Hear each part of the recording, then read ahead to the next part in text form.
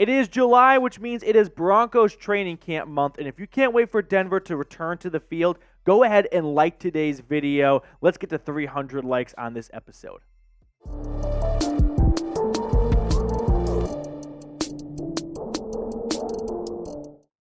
It is July, which means we are in the peak portion of the offseason blues, and we've got a wild trade idea / rumor that was tossed out there involving Dallas Cowboys wide receiver CeeDee Lamb. So we'll break down whether or not the Broncos could trade for CeeDee Lamb, what that would look like and whatnot, but let's give some background information because earlier today, the Dallas Morning News put out a report that CeeDee Lamb is not expected to report to training camp without a new deal. Now, Lamb skipped all of OTAs and mandatory minicamp, which he was fined over $100,000 for missing, while he enters the fifth and final year of his rookie contract, set to make $17.9 million. Now, Cowboys training camp in Oxnard, California will open up July 25th. So clock's ticking here as we are a little over 3 weeks away from that date. Ultimately, we are a good ways away from a CeeDee Lamb trade ever materializing, but this is off-season mode where players are looking for new deals, and the Dallas Cowboys, we know, are not the biggest spenders in the world. They love to keep their wallets closed during free agency, and if they don't feel like CeeDee Lamb is going to time up well with their window, because it kind of feels like they're bracing for a rebuild soon as Dak enters the last year of his contract, that could lead them to at least picking up the phone for a CeeDee Lamb trade. And if they're picking up the phone, all it takes is for someone to make one hell of an offer. And maybe that offer could come from Sean Payton, who we know loves to be aggressive. Now, Lamb, through 4 years, I beg your pardon, in the NFL, has been one of the best receivers in football. Last year, 1,700 yards, 12 touchdowns. He had to, pull Mike McCarthy from his ear and say, listen, throw me the ball because this is not working and I am way too good to not get more targets. Back-to-back 1,000, 1,100-plus yard seasons. In fact, I'll even take it one step further. Through the first 4 years of any wide receiver's career, CeeDee Lamb ranks 4th in receiving yards with 5,145 yards, only trailing Randy Moss, might have heard of, Michael Thomas, and Justin Jefferson. So from a historical standpoint, CeeDee Lamb is having a top 5 start to any wide receiver's career.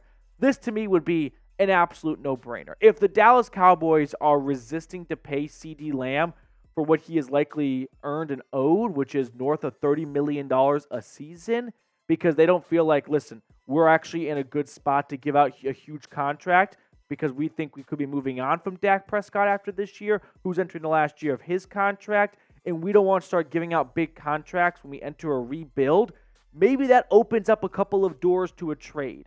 So with all that being said, would you be open to trading for CeeDee Lamb? Keep in mind, it's going to be expensive in 2 ways. 1, what you have to give up to get him, and 2, what you have to pay him after trading for him.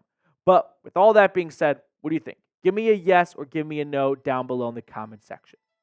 Now, there was this report would be going overboard with it. Let's call it what it is, a tweet from Pretty Ricky, which is, at this point, just for those of you that know who that is on Twitter, kind of a funny follow because he puts out some outlandish reports, and I'm not going to say he bats, 1,000, but he does a little bit better than the Mendoza line. So he had this to offer, which I guess I'll share with you. CeeDee Lamb will request to be traded if the Cowboys do not offer him a new contract worth at least $32 million per year. He wants to be at least the second highest paid wide receiver in the NFL. Now, I don't want you guys to look at that and think, oh, that's a fact right there. What's Ricky with a dog, as his avatar just said. But it at least gives you a rough idea as to, okay, CeeDee Lamb does want $32 million a season. Where does that rank him amongst other wide receivers? Justin Jefferson just got $35 million a year. A.J. Brown was recently extended by the Eagles. He now makes $32 million a season. Now, Denver, if they were to trade for CeeDee Lamb, would have to give him, I envision, at least $132 million. So we did this graphic for Brandon Ayuk last week. I don't think CeeDee Lamb is very far off from Brandon Ayuk's eventual payday. I could see Lamb getting a 4-year, $132 million contract That is an average of $33 million a season, and that would make him the second highest paid receiver in football. Now, you have to also keep in mind the Broncos are surely going to be extending Patrick Surtain. So could they swing for both extensions? Surtain, in my eyes, would get a 5-year, $115 million extension. That's an average of $23 million a season, and that makes him the highest paid cornerback in football. Those are both big numbers and big contracts to give out. But as things currently stand, you don't have this expensive quarterback on your roster. You still have Russell Wilson's dead cap hit for 2024 and in 2025. But if Bo Nix is the guy, you're going to have a handful of years with Bo Nix on a rookie deal. And that is pornography to NFL GMs. You have to maximize rookie quarterback contracts with big contracts going to other key cornerstone positions, like wide receiver, like cornerback. So with that box being checked, you don't have some expensive quarterback you can't afford to pay other guys with. The next question becomes, do you have an owner who is literally cash rich enough to give out these monster deals? Because I know the owners are all billionaires, but they're billionaires partly because they own an NFL franchise that is worth $1 billion+.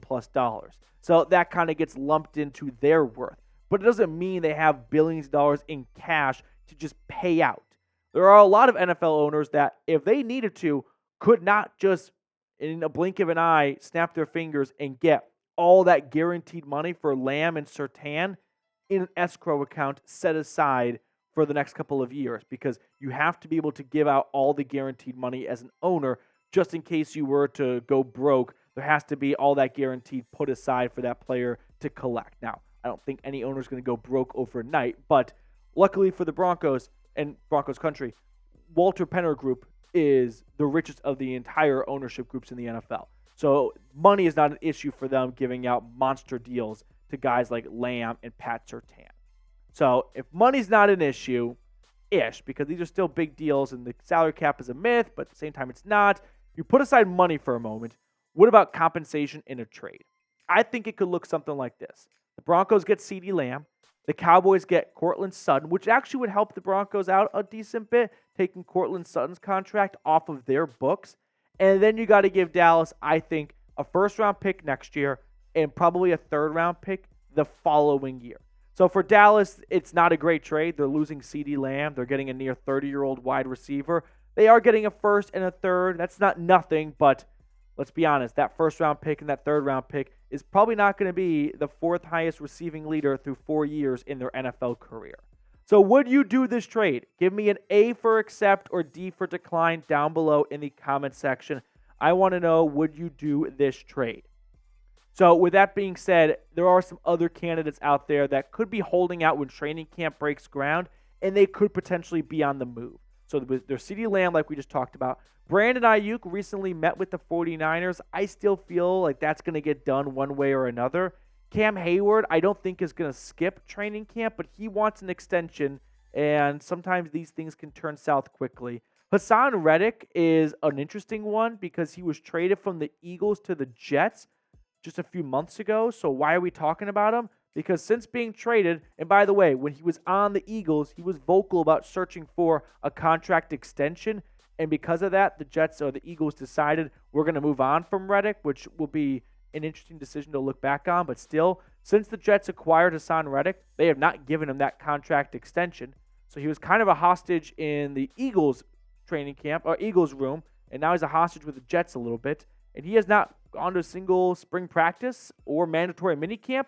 And now this could be the most New York Jets thing ever, where they trade for a player and then they trade him away and they end up losing draft capital as a result over a 4-month span from March to August or something like that. Before we wrap up today's video, if you want to get a brand new Denver Broncos jersey, go to chatsports.com/Knicks jersey. I put this link for the awesome new jerseys in the comments and description of today's video.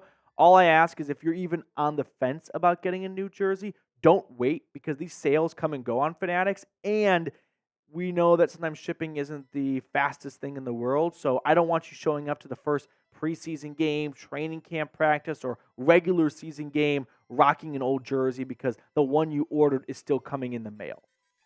All right, summer hot takes time. Today, the high in Denver is 86 degrees. So we got a Gulf Tan Lines hot take right in the middle of our hot scale for takes. And I'm a big fan of this one here today. People that complain about 4th of July fireworks suck. No one cares at all. Stop complaining. It happens once a year. The rest of us have dogs too. My dog hates it, and everyone just sucks it up for a night. Don't be the person that is ranting on Facebook that we need to stop and ban fireworks.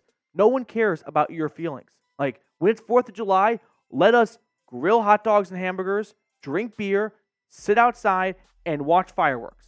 That's the only thing we want to do on 4th of July, and I just cannot stand those that feel like they are the most important thing in the world on 4th of July because their dog can't sleep well.